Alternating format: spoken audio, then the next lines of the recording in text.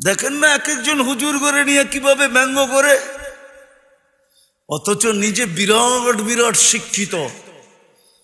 ওই যে মনচাহি জীবন, ইত্তেবাউল হাওয়া, মনচাহি জীবন মানুষকে তার মাঝে আর হকের মাঝে পর্দা ঢেলা দেয়।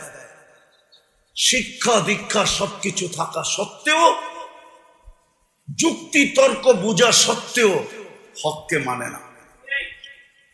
হক মানার ক্ষমতা তার ভিতর থেকে বিলুপ্ত হয়ে যায়।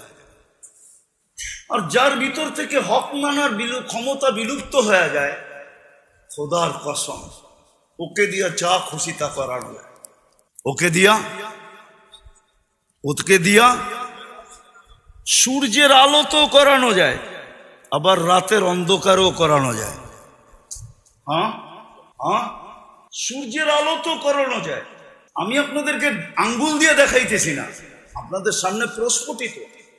মানুষ মানুষকে পাখির মতো গুলি করে মারে কি করে? ঠিক না? মানুষ মানুষকে গুলি করে মারে কি করে?